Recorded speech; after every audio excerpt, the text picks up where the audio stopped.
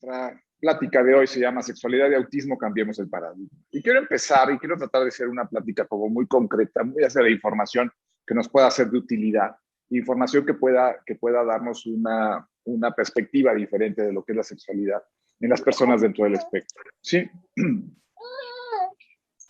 Y quiero empezar con esto. Lo primero que quisiera yo transmitirles es esta información. ¿Sí? La adolescencia y sexualidad se presenta en tiempo y forma como en cualquier persona. ¿Sí? Muchas veces escuchamos si la adolescencia o la sexualidad tarda en presentarse, si se anticipa, si las personas con autismo no tienen intereses sexuales, si las personas con Asperger no les interesa o no pueden desarrollarse dentro del ámbito de la búsqueda de una pareja. Yo creo que esas son de las cuestiones que de pronto nos cuestionamos y entramos como en toda esta dificultad de entender la perspectiva y saber que finalmente cuando estamos hablando de personas con autismo, el proceso adolescente y el proceso de la sexualidad se presenta en tiempo y forma como en cualquier persona. No tarda en presentarse, no se presenta anticipadamente. Las personas dentro del espectro tienen cambios hormonales como los tiene cualquier persona y esos cambios hormonales llevarán a intereses sexuales como en cualquier persona. ¿Sí? Y esto es bien importante tomarlo en cuenta porque escuchamos muchos mitos, escuchamos muchas cosas alrededor de lo que pudiera ser la adolescencia y la sexualidad de las personas dentro del espectro. Y eso es algo que yo he tratado en estos últimos años de ir trabajando, de ir tratando de mandar los mensajes, de entender cómo tiene que ser y tratar de poderlos acercar de una manera mucho más sana a la sexualidad de las personas dentro del espectro. ¿Sí? Cambiar el paradigma representa empezarnos a dar cuenta que la sexualidad no es una etapa del desarrollo. ¿Sí? ¿A qué me refiero con esto? En los años 70, cuando yo estoy en la primaria, en la Ciudad de México, había, cuando llegábamos a sexto de primaria, ¿sí? En el libro de Ciencias Naturales de sexto de primaria, ¿sí? Venía hasta la parte de atrás del libro, lo que nosotros llamábamos en aquella época los encuerados. Era un niño y una niña desnudos, ¿sí? Dibujos, porque no eran fotos, eran unos dibujos, porque ya en sexto de primaria, a finalizar el año escolar, ya nos iban a hablar de sexualidad, ¿sí? Y bueno, era todo un tema. En aquellas épocas hablar de sexualidad era terrible porque era como un tema muy tabú y entonces era una película que nos pasaban junto con nuestros papás, una película que hablaba de relaciones sexuales, hablaba de muchas cosas. Esa era la película que nos pasaban, se respondían preguntas y era fin del tema. Hasta ese era nuestro programa de educación sexual, ¿sí? Y siempre me he preguntado y me lo pregunto constantemente, es ¿a quién carambas en la Secretaría de Educación Pública, ¿sí? De aquella época se le ocurrió pensar que la sexualidad empezaba en sexto de primaria? ¿Sí? Vamos a hablar de sexualidad hasta que el niño tiene entre 11 y 12 años. El niño y la niña tienen 11 y 12 años. ¿Sí? Un grave error, que es algo que dentro de hoy en día, en nuestra búsqueda, en nuestro cambio de paradigma, tenemos que darnos cuenta, ¿sí? Que la sexualidad no es una etapa del desarrollo. La sexualidad está presente desde que nacemos. Y desde que nacemos, con las personas dentro del espectro, tenemos que darle un sentido y darle un significado a la sexualidad. No quedarnos con la idea de que la sexualidad se hace manifiesta cuando eres adolescente. ¿Sí? Antes no hay ninguna manifestación sexual, no, sí existen las manifestaciones sexuales y tenemos que ser claros de que este proceso es permanente en el desarrollo de cualquier ser humano. ¿Sí? Ustedes verán esta tabla que nos ayuda a reconocer las partes del cuerpo. ¿Sí? Tenemos que cambiar el paradigma. ¿Y por qué cambiar el paradigma? Porque este tablero que nos ayuda a identificar las partes del cuerpo está muy bonito, está muy bien hecho. Nos hablan del pecho, brazo, mano, dedo, pierna, muñeca, codo, rodilla y pie. ¿Y los genitales? ¿Sí? Si yo trabajo con una persona con autismo y le enseño las partes del cuerpo a través de este instrumento, me empiezo a dar cuenta que hay una parte que falta que se llaman los genitales. ¿Sí? ¿Por qué no hablar de los genitales? ¿Por qué no decir los genitales? ¿Por qué no señalar? Para cualquier niño, para cualquier niña, sus genitales son muy importantes. ¿Por qué? Porque hacen pipí a través de los genitales, porque hay esta conciencia de que tendría que hacerse de alguna u otra forma. este proceso, dándose esta posibilidad de establecer las partes de tu cuerpo. Me están diciendo que no se ve. ¿No lo ve nadie? Yo sí lo veo. Yo sí lo miro, ajá, yo sí lo miro. Okay. Sí, se ve. Igual, sí. Sí, entonces a lo mejor es algún error por ahí de tu computadora, perdón, de que no se vea la tabla. Ok, bien. Entonces les decía, ¿por qué no? Ya se actualizó, perfecto, qué bueno. ¿Por qué no hablar de los genitales? ¿Por qué no decirle a los niños que también tenemos una parte que se llaman genitales? Y mucha gente te dice, es que yo no, como todavía no defino bien el nombre, ¿sí? Si es pene, si es vagina, si son labios, si es vulva, si es todo esto, esa es una forma de complicarse, se llaman genitales, ¿sí? Y los genitales, ¿sí? Con los que nacemos, ¿sí?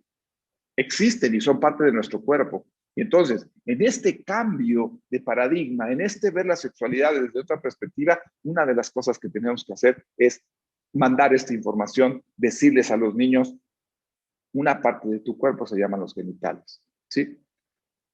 Identificación de género, ¿sí? Este es un chiste muy viejo que se decía mucho en mis épocas, ¿sí? Que hoy, cambiando el paradigma, pues ya no tendría como mucho sentido. Este chiste dice, este niño le está enseñando su pene a esta niña y le dice, tú no tienes una como esta, le dice él. Y ella le contesta, no, pero mi mamá me ha dicho que en unos años podré tener tantas de esas como quiera porque yo tengo esta, ¿sí? Es un chiste muy viejo, es una forma en la que identificábamos el género. Los hombres, ¿sí? Nacen con pene, las mujeres nacen con pene. Pero hoy en día tenemos que cambiar el paradigma. ¿Por qué? Porque los genitales no determinan el género, ¿sí? Tú naces con unos genitales, pero esos genitales, tú naciste con unos genitales que corresponden al hombre, pero eso no quiere decir que tú tienes que ser necesariamente hombre. Tú naciste con unos genitales que corresponden a la mujer, pero eso no determina que tú necesariamente seas una mujer. ¿Por qué? Hoy en día tenemos que ser muy claros, hoy nuestra realidad, hoy nuestra visión ha cambiado, y ha cambiado radicalmente. ¿Por qué? Porque hoy los genitales, ¿sí? No determinan el género, ¿sí? Yo puedo tener genitales masculinos y decidir ser mujer. Yo puedo tener genitales femeninos y decidir ser hombre y decidir ser mujer, ¿sí? Es decir, ya la apertura social, la apertura de todos estos conocimientos nos abren un panorama que va mucho más allá de lo que a lo mejor en nuestras épocas podríamos entender y que hoy en día es una realidad, que no podemos bajo ninguna circunstancia dejar a un lado y decir, es que como yo no estoy de acuerdo, es que como a mí no me gusta, lo siento mucho, esta es la realidad, esto es lo que hay y esto es...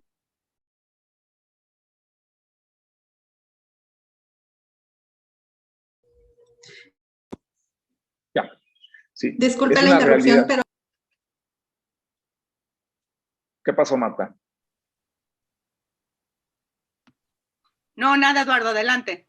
Una disculpa. Sí. Entonces, bajo estos parámetros, para entender toda esta nueva realidad que estamos viviendo, les recomiendo este documental que hay en el National Geographic, que se llama La Revolución del Género, ¿sí? Y es un documental bien interesante que nos habla de toda esta nueva visión que hay sobre el género y sobre las diferentes formas de expresión del género.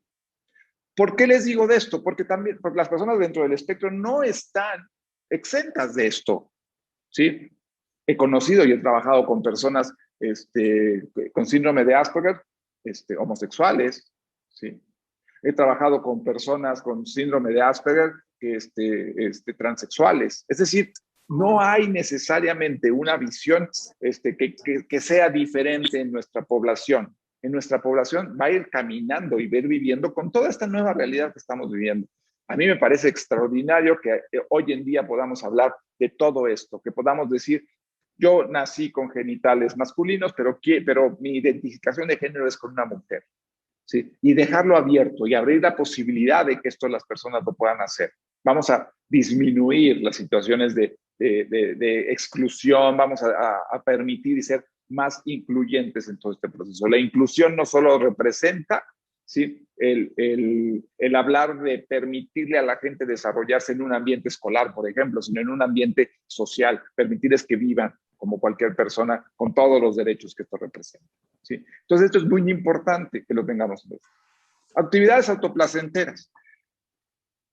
Tenemos que entender y tenemos que saber que los niños, Y las niñas, cuando son pequeños, entre los 3 y los 5 años, descubren que sus genitales son fuente de placer. ¿Sí? Sus genitales les generan placer. Y entonces, y esto no exenta a las personas con autismo. Al revés, a veces hemos escuchado que dicen, no, es que las personas con autismo se tocan más o se estimulan más que los demás. No, no es que se estimulen más, lo que pasa es que nos damos cuenta. Las otras personas a la primera vez que se estimulan le decimos, oye, eso no lo puedes hacer, o a lo mejor le decimos, no, no te estés tocando, te vas a ensuciar, te vas a crear una infección. ¿Y ustedes qué creen? ¿Que el niño va a dejar de tocarse? No, el niño se va a tocar, pero ya no lo va a hacer enfrente de nosotros, ¿sí? ¿Por qué? Porque se empieza a dar cuenta que sus genitales son una fuente de placer. Y esta fuente de placer, ¿sí?, permite saber que lo que está sintiendo el niño es gratificante. El niño y la niña sienten placer al tocar sus genitales, ¿sí? ¿Qué es lo que sucede? Y esto lo encontramos también en las personas con autismo. Las personas con autismo, las personas con Asperger, a estas edades se tocan y empiezan a darse cuenta que sus genitales son una fuente de placer. ¿Qué es lo que sucede? Conforme van creciendo los niños, estas actividades autoplacenteras comienzan a disminuir porque el niño encuentra que hay otras actividades que también pueden ser muy placenteras. ¿Cuáles? Jugar, ver la televisión, estar en el iPad, estar con los amigos, ¿sí?, estar haciendo una clase de pintura, una clase de fútbol.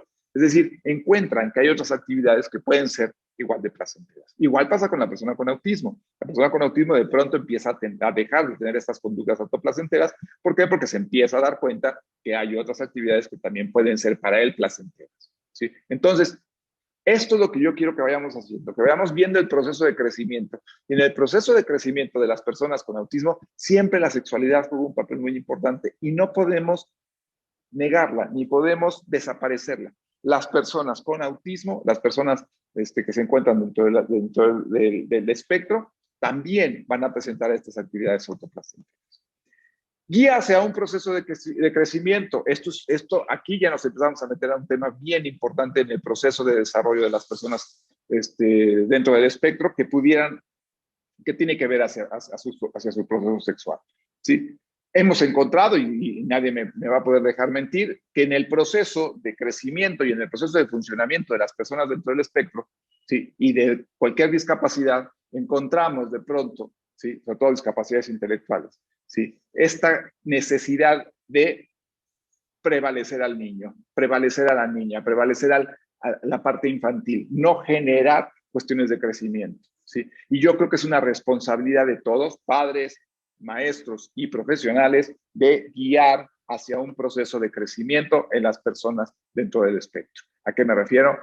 Si el niño o el adolescente con autismo va a cumplir 15 años, ya no puede hacer una piñata de Bob Esponja, ¿sí? Si la persona con autismo va a cumplir 18 años, ya no puede estar escuchando la música de Barney, ¿sí? Es decir, tenemos que comenzar a darnos cuenta que la persona con autismo tiene que crecer como crece o cualquier otra persona. Y muchas veces nos hemos encontrado una necesidad de prevalecer permanentemente el niño eterno en las personas que tienen alguna condición. Y en el caso específico de autismo y Asperger, me ha tocado vivirlo y me ha tocado verlo, ¿sí? Hay toda esta necesidad permanente de prevalecer el niño eterno, ¿sí? ¿Por qué? Porque muchas veces la fantasía es, prefiero tener a un bebé eterno que siempre voy a poder cuidar, a pensar que tengo un adolescente que crece, ¿sí? Y a un adolescente que en el momento de crecer tiene alguna intención o algún gusto sexual, ¿sí? Y entonces esto me da cierto temor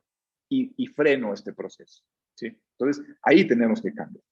El tema de la menstruación, por ejemplo, que tiene que ver con un proceso de crecimiento de las mujeres dentro del espectro, ¿sí? Es difícil que una chica con autismo entienda cuál es el proceso de la menstruación y pueda ella sola sin ninguna ayuda, cambiarse la toalla y tener un proceso de higiene y cuidado como el de cualquier persona. Por supuesto que sí, ¿sí? ¿Se puede hacer? Claro que se puede hacer, no nada más se puede hacer, se ha hecho. Hay muchas mujeres dentro del espectro que perfectamente saben en qué momento tienen su periodo, perfectamente saben cambiarse la toalla, perfectamente saben tener un proceso de higiene, ¿sí?, en todo este punto. Muchas veces a los papás, a los padres les genera mucha angustia pensar qué va a pasar con esto. Sí, a lo mejor al principio es algo complicado, pero se trabaja y se logra esto. ¿Cómo se trabaja? Ustedes me van a preguntar. Bueno, necesitamos muchas herramientas. Pues sí, sí, no, yo no soy como muy fan de que, claro, todo tiene que ser a través de un apoyo visual, claro, todo tiene que ser a través de paso por paso. Hay personas a las que se les ha explicado una, dos veces y con eso fue más que suficiente. Y hablo de personas con autismo que a lo mejor no tienen lenguaje. No quiero hablar de pensar que estamos hablando de aquellos que tienen grandes habilidades. Es más a veces nuestro miedo y nuestra dificultad para acercarnos a esos procesos que lo que realmente esto se da. Es decir, sí hay esta posibilidad de a través de situaciones muy cotidianas, yo no soy de la idea de que como papás busquen un libro que les enseñe cómo hablar de la menstruación con sus hijas. No, a ver, déjate llevar por tu sentido común, déjate llevar por tus habilidades como padre, como madre, de decir, a ver, pues les tengo que enseñar. ¿Sí? ¿Por qué? Porque es un proceso fisiológico que tiene la niña que conocer y que tenemos que acompañar y que tenemos que darles información para que lo logren. ¿Lo logran? Por supuesto que lo logran. ¿Sí? En este proceso y en esta idea que yo tengo de cambiar el paradigma, una de las cosas que tenemos que tener como mucha claridad es el reconocimiento y expresión de los afectos. ¿A qué me refiero con esto? Las personas dentro del espectro tienen que saber que se les quiere y tienen que saber expresar sus afectos. Muchas veces escuchamos, es que tiene autismo y entonces no reconoce los afectos, no reconoce las expresiones, no reconoce. Y esa es una gran mentira.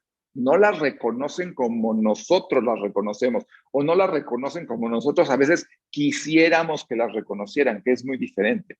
Pero una persona con autismo, claro que tiene un reconocimiento y una expresión afectiva. Es más, las personas con autismo les podría decir que son más afectuosos que los chicos con Asperger. Los chicos con Asperger a veces son un poquito más duros, no reciben con tanto cariño el abrazo, aunque hay chavos o personas con Asperger, hombres y mujeres, que reciben perfectamente el afecto.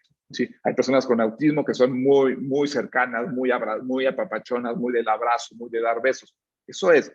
Nosotros como padres de familia, nosotros como seres humanos, no podemos dejar de expresar, y sobre todo padres de familia, el afecto y el cariño que sienten por sus hijos. Bajo ninguna circunstancia pueden dejar de expresar el afecto que sienten por sus hijos. ¿Por qué? Porque eso a una persona con autismo, como a cualquier otro individuo, le sirve y le va a servir en su vida futura. Tengan o no tengan una pareja, le va a servir en ese proceso saber que puede expresar el afecto y saberse reconocido en un ambiente de amor y de cariño. ¿Sí? Aquí ya empezamos a hacer un poquito la diferencia. ¿Qué pasa con las relaciones de amistad y con las relaciones de pareja? Y aquí ya vamos a poder empezar a hablar un poquito ya sobre la condición en sí misma. ¿Sí? ¿Cuál es el proceso que vamos a encontrar en una persona con autismo o una persona con Asperger? Desde mi perspectiva, desde mi punto de vista, una persona con autismo no va a querer buscar una pareja como lo entendemos nosotros. Hay personas con autismo que les gusta estar con otra persona, pero eso no es necesariamente la identidad de tener una pareja o de buscar una pareja. Cosa que sí sucede con las personas con Asperger. Las personas con Asperger pueden establecer esta necesidad de tener una pareja, pueden buscar una pareja, pueden tener una pareja y pueden vivir en pareja, ¿sí?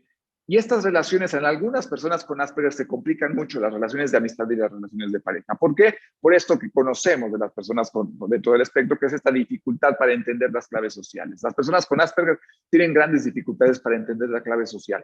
¿Qué debo decir y cómo debo actuar? ¿Cómo debe ser mi proceso de funcionamiento dentro de un ambiente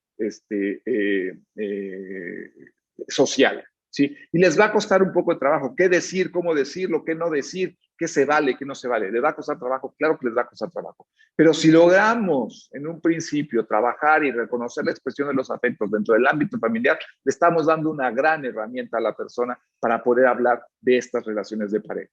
¿Sí? Si pensamos que nuestro hijo nunca va a poder tener una relación de pareja ni expresar sus afectos, estamos limitando la posibilidad de que una persona dentro de una persona con Asperger pueda desarrollar relaciones de amistad y de pareja. Lo pueden hacer. Sí, la persona con Asperger a lo mejor no va a tener 50 amigos, va a tener uno, o un amigo o una amiga, ¿sí? Y eso a lo mejor va a ser suficiente. Sí hay chicos con Asperger que quisieran tener más, pero les cuesta mucho trabajo.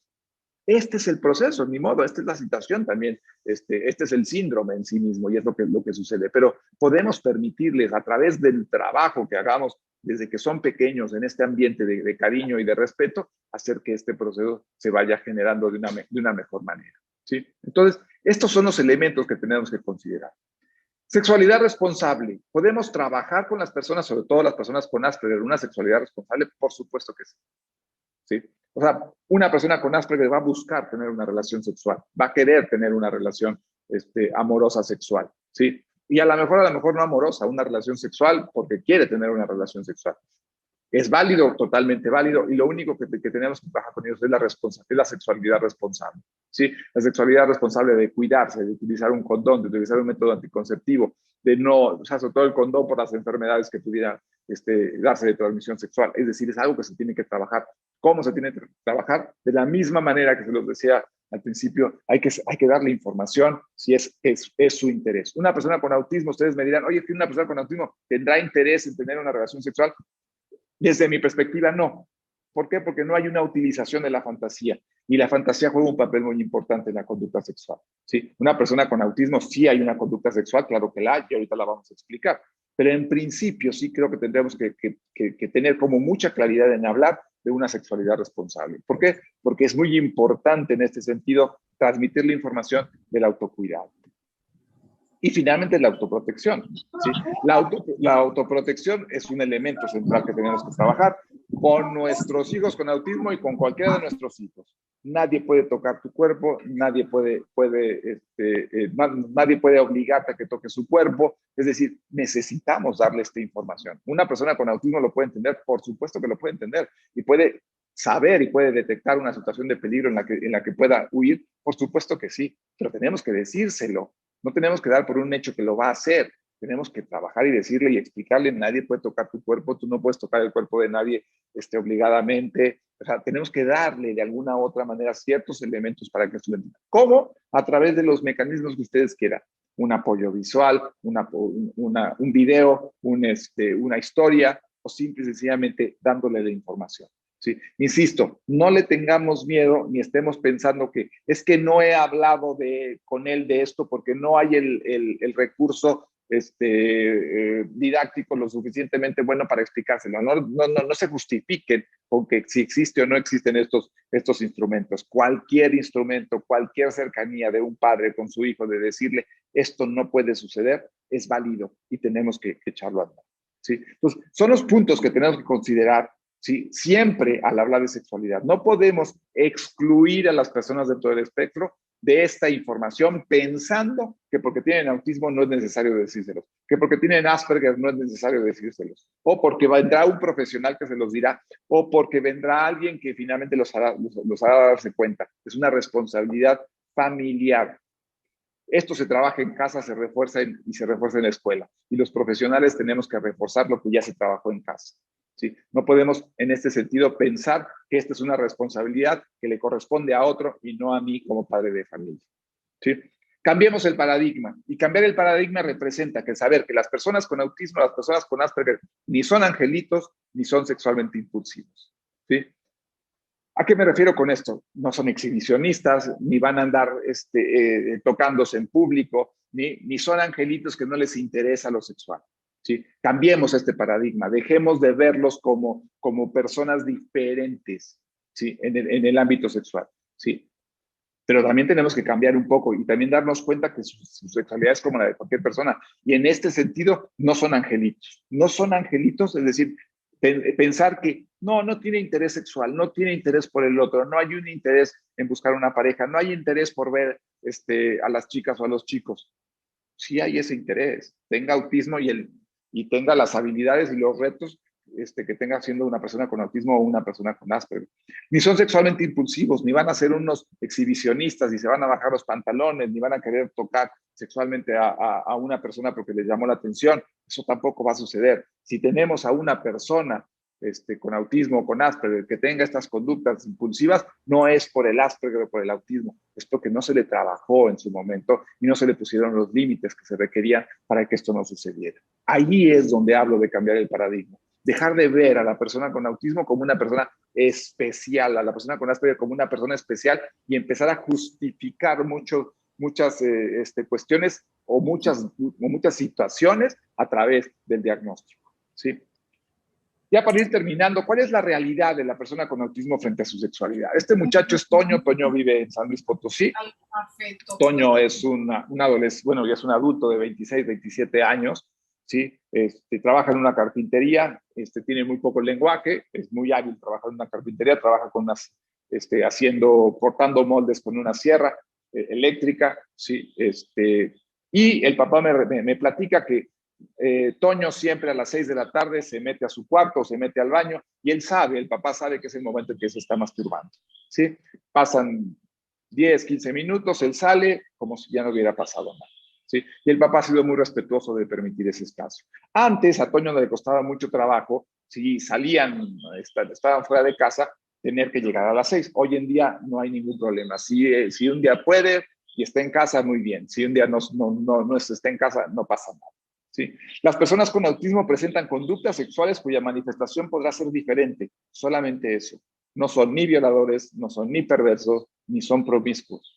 La principal manifestación sexual es la masturbación, ¿sí? La masturbación, ya una masturbación genital del adolescente que viene acompañada de orgasmo y eyaculación, ¿sí? ¿Por qué? Porque la masturbación es una descarga autoplacentera porque no hay utilización de la fantasía. Y quiero aclarar esto, estoy hablando de personas con autismo, ¿sí? Y yo cuando hablo de autismo no hablo de autismo genérico, yo hablo de autismo como la condición primera que conocimos y síndrome de Asperger. Sí quiero ser muy claro en eso, ¿sí? ¿A qué me refiero? Una persona con autismo no utiliza la fantasía porque una persona con autismo no tiene la capacidad de simbolizar. Una persona con autismo no puede simbolizar un juego, no puede tener un juego simbólico. Y al no haber este juego simbólico, no hay la posibilidad de imaginar. Y al momento de imaginar, tampoco hay un proceso de fantasía. La persona con autismo, cuando se está masturbando, está descargando, ¿sí? Una situación meramente autoplacentera. La persona con autismo no se está imaginando que está penetrando o siendo penetrado. No se está imaginando que está con otra persona que le gusta mucho, ni se está imaginando tener una relación sexual como la conocemos. Lo único que sabe es que si se toca va a sentir y va a tener placer, y eso es lo único que él reporta. Esta descarga autoplacentera sin la compañía, sin el aliado de la fantasía, que para todos los que no tenemos autismo, representa un punto importante que es la fantasía. ¿Cuál es la realidad de la persona con Asperger frente a su sexualidad? ¿Sí? Este muchacho es Alex. Alex vive en Monterrey. Alex es la primera persona que yo diagnostiqué con síndrome de Asperger que se casó. Esa es su esposa, ¿sí? Van a cumplir 2 años de casados, ¿sí? ¿Cuál es la realidad de la persona con Asperger frente a su sexualidad? Presentan conductas sexuales cuya manifestación en algunos casos podrá ser diferente. Tampoco son violadores, ni perversos, ni promiscuos, ¿sí? Hay una necesidad de una búsqueda de pareja, ¿sí? Hay una necesidad de encontrar una pareja, ¿sí? Ya sea una pareja de su mismo sexo, del sexo contrario. Hay la necesidad, la búsqueda, como cualquier persona, de buscar y tener una pareja. Sí, hay un acercamiento a la sexualidad como cualquier otra persona lo tiene. Es decir, una persona con Asperger sí fantasía, sí hay una fantasía, sí hay una necesidad y una búsqueda de una relación sexual, sabiendo de lo que estamos hablando. La persona con Asperger sí busca y sí va a acercarse a la utilización, por ejemplo, de la pornografía. O sea, una persona con Asperger puede acercarse a su sexualidad como lo haría cualquier otra persona. No habría en ese sentido ninguna dificultad para que esto se desarrolle. La familia, ¿sí? La familia juega un papel muy importante y si ustedes se han fijado a lo largo de la plática hemos dicho que para nosotros o para mí la parte de la familia me parece fundamental, es donde se comienzan a trabajar todos estos aspectos, ¿sí? La familia tiene que entender que la persona dentro del espectro es una persona diferente, con una forma diferente de expresar su sexualidad. Simple y sencillamente es una forma diferente, no va a ser como la de nosotros. Ni tenemos que estar buscando que su vida sexual sea igual a la de nosotros, ¿sí? No son ni peligrosos ni son unos angelitos, ¿sí? La manifestación de conductas sexuales debe guiarse, no reprimirse, aunque en ocasiones debe reprimirse. ¿A qué me refiero? Las personas con autismo, o sea, cuando una persona con autismo se está tocando, pues le tenemos que decir, tócate en tu cuarto o en tu baño, no se puede tocar en la sala mientras está viendo la televisión o en el comedor mientras está comiendo. Pero la escuela no es un lugar para tocarse, el cine no es un lugar para tocarse, o sea, tenemos que decir, aquí no te puedes tocar y tenemos que poner un límite. Por eso, insisto, la conducta sexual se guía no se reprime, aunque en ocasiones, bajo ciertas circunstancias, pues sí se tiene que decir, este no es el lugar para hacerlo. Es un ser humano que debe respetarse y en ese proceso de respeto debemos respetar también sus deseos y sus inquietudes sexuales, ¿sí? No deben romperse los valores familiares. Esto a mí me parece muy importante. ¿Por qué? Porque a No, veces pensamos que tenemos que ser ya como muy autismo. abiertos, tener una mente muy abierta a esto. Y no, yo no estoy tratando de fomentar una mente abierta, estoy tratando de fomentar una mente que conozca, una mente preparada, una mente adiestrada, una mente educada, una mente que lea. Por eso hablo de que la manifestación y el proceso sexual hoy en día es totalmente diferente, ¿sí? Entonces los valores familiares no deben romperse. Lo único que les pido es que sepan nuestra realidad, que sepan lo que hoy viven los adolescentes, lo que hoy viven los jóvenes, ¿sí? Y que también eso no excluye a las personas dentro del espectro. Generar conductas adaptativas, sí, claro, o sea, ¿qué conductas se deben establecer de acuerdo a la edad de desarrollo? ¿Sí?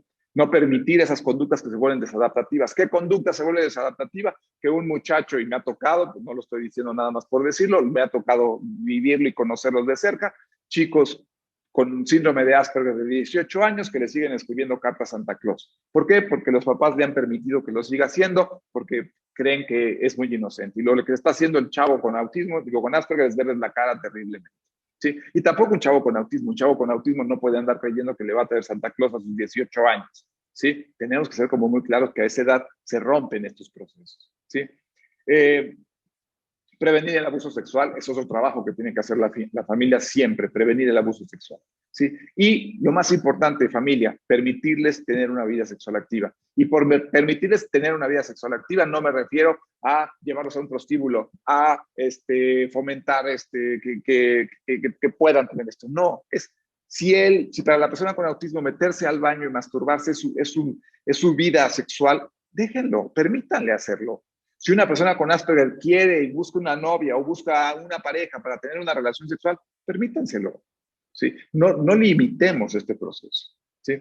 La sociedad tiene que saber que tiene que integrar a las personas al medio social, que son cariñosos y afectivos, que obviamente pueden controlarse, que funcionan adaptativamente y que merecen un lugar digno en nuestra sociedad. Esa es una responsabilidad que tenemos nosotros que estamos en esta plática y nosotros que estamos en estas charlas que estamos organizando. La idea es que esta información la puedan llevar a una sociedad menos difícil, una sociedad mucho más abierta. Cambiemos el paradigma y con esto quiero terminar, ¿sí? Integrar la sexualidad como parte de las funciones corporales. No hagamos a un lado la sexualidad. Los genitales forman parte de nuestro cuerpo, ¿sí? Y en este proceso todos tienen que tener esta apertura. La sexualidad no es igual a sexo, ¿sí? También tenemos que ser como muy claros en esto. La sexualidad el sexo es una parte de la sexualidad, ¿sí? Pero no hablar de sexualidad no es pensar que estoy hablando de sexo, yo estoy hablando de relación sexual, yo estoy hablando de todo este tabú que de repente representa. No, la sexualidad tiene que ver con el afecto, la sexualidad tiene que ver con el conocer que mi organismo tiene zonas placenteras, tiene zonas que generan placer porque para eso son, ¿sí? Y que no está mal hacerlo, ¿sí? Tenemos que trabajar, ¿sí? Y tenemos que saber que hoy en día la sexualidad tiene muchos matices y formas de expresión. La sexualidad no es la que nosotros teníamos y sabíamos hace 10 años. Hoy en día ha cambiado radicalmente y no tenemos que ir en contra de eso. Tenemos que conocerlo, tenemos que leerlo, tenemos que saber que esto es lo que está hoy en día pasando. Tenemos que trabajar intimidad, tenemos que trabajar límites, dónde se puede y dónde no se puede. ¿Sí? Tenemos que generar conciencia de autocuidado. Tenemos que ser respetuosos con la persona con la condición, ¿sí? Y sobre todo tenemos que saber que tienen todo el derecho de tener una vida sexual activa, a su forma, a su estilo, ¿sí? Pero tienen la obligación, nosotros como familia, como profesionales, como maestros, de generar una vida sexual activa a las personas dentro del espectro y sobre todo respetarlos, ¿sí? Conclusiones, las personas con condición del espectro autista manifiestan su sexualidad de manera diferente, tienen derecho a desarrollarla y deben generarse programas de educación de acuerdo a los valores culturales y sociales. Sí, para mí sí es importante tener claridad sobre lo que en nuestro país, México, se hace, lo que se hace en Chile, lo que se hace en Perú, lo que se hace en Argentina. Hay muchos valores que están ahí en este proceso. Bien, con eso terminaríamos mi presentación. Me colgué un poquito, pero bueno, tendremos un poquito menos tiempo para contestar las preguntas. Marta,